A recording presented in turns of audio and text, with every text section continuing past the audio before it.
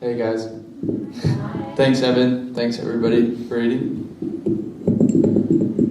I'm gonna read my channeling piece first, which is actually just kind of like my relation to Mark Linkous' music, and then I'm gonna play a couple of his songs. So I'm just gonna jump into it. I don't specifically recall the first time I heard Mark Linkous' music. I think I read the name Sparkle Horse somewhere and thought it was a great name for a band, and subsequently listened to some 30-second song clips on iTunes. At some point I downloaded the album It's a Wonderful Life and listened to the songs Gold Day and Piano Fire repeatedly. Gold Day had some of the most affecting lyrics I had ever heard, though I'm not sure what gripped me specifically. I just know that when I heard the line, "May all your days be gold, my child," I felt the pain of someone who wanted to protect a loved one from the world, but knew that it was impossible. I learned how to play Piano Fire, a more angsty number on guitar, but didn't pay a lot of attention to the rest of the album. For a while, Sparkle Horse became one of a number of bands that I had put on my listen to later list.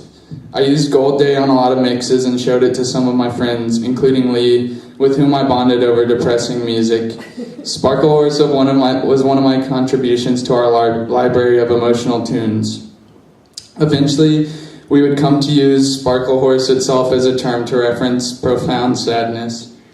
At random points, I would check on the status of the band, see if they were touring, etc., but eventually I entered a period of heavy weed smoking and hallucinogen use that momentarily steered my musical tastes away from the territory that Sparkle Horse inhabited and into complete and utter psychedelia. Too high? At the end of 2010, my drug use, along with other problems that I still don't fully understand, led to a 30-day stint in rehab for legal reasons that took up my entire winter break from college. When I moved back to Knoxville, Tennessee to return to school, I was facing an uncertain fate in regards to the moderate legal repercussions of my actions. I wanted to remove myself from drugs and alcohol for the time being, so I moved out of my stoner pad and into a Lutheran church on campus. I had several friends who lived in the church, and their unconditional support simultaneously inspired and ashamed me. At this point, I drifted slightly away from the psychedelic music to which I had been drawn and returned to my lo-fi rock roots. Around the time of my 21st birthday, I must have felt a random urge to check in on Sparkle Horse.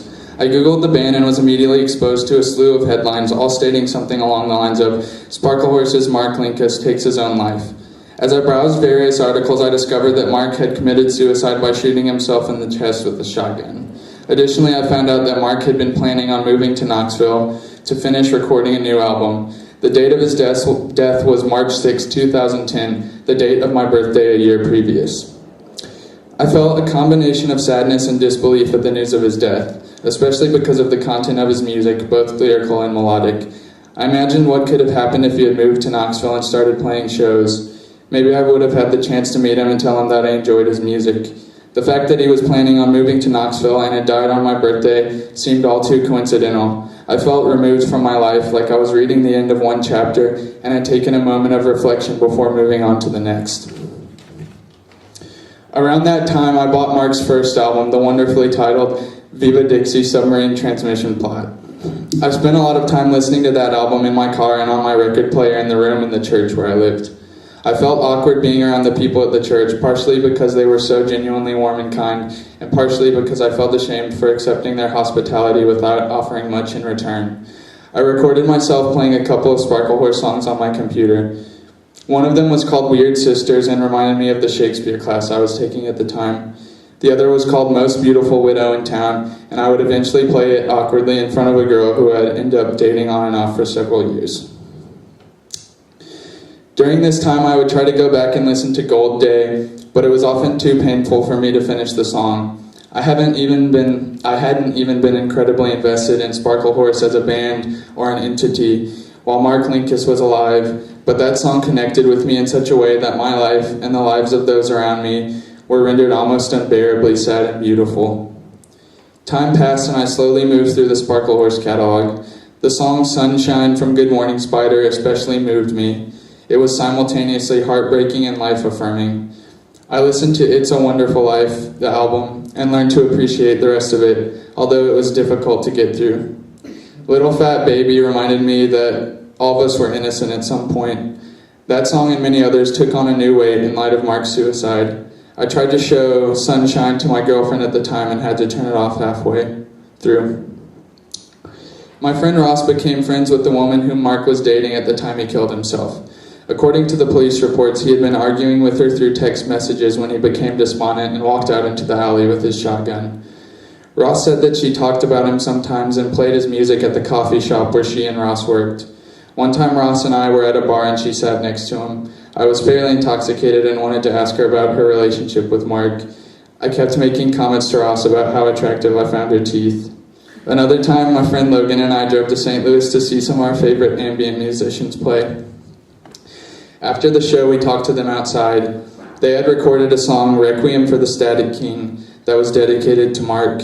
I very awkwardly mentioned that he had taken his life on my birthday. I immediately realized that I had no place to comment on the event at all. I just couldn't imagine how Mark's death would have affected someone who was actually close to him, who had recorded music with him, rather than someone who had heard a few of his songs before his death. As my relationship with music has developed, I've gone in and out of listening to Sparkle Horse. Sometimes it is too much to listen to Mark's music. It takes me out of my day into another place, a place that seems unbearably lonely because there are such beautiful words being sung, but no one to sing them.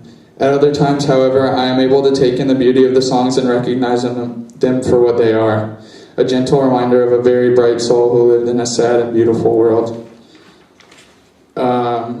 And these are some things I'm reminded of when I think of the band. A murky green album cover with flowers in the middle.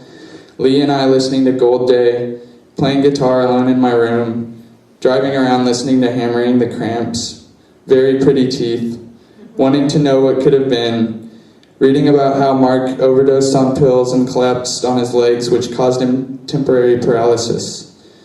Being in the sun. Sitting with Stephanie in my bare room in the house I had just moved into, putting on Sunshine, sitting on the futon, then stopping the record halfway through the song. Skipping songs a lot because I felt sad listening to them. Listening to Little Fat Baby and meditating on the aging process.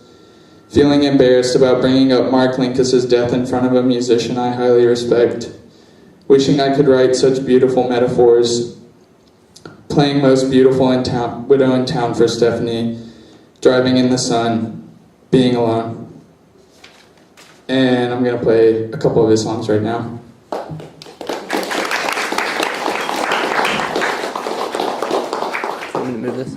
It's kind of like a mini 2-song medley, so it'll just go like from the first song into the next one.